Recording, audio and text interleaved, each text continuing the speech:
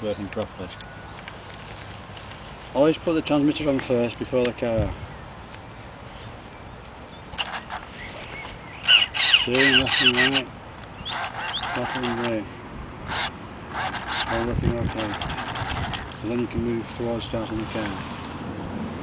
To prime it, this button here it's a closed circuit fuel system. This pumps it through from the tank, through the carburetor, back into the tank. When the system is full, that's when the car will start. This button here, it's a closed circuit fuel system, so once it starts going back into the tank, you know the whole thing's full.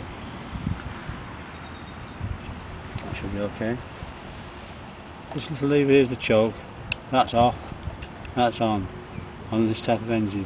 So when it's pointing down, you know the choke's on. Put the choke.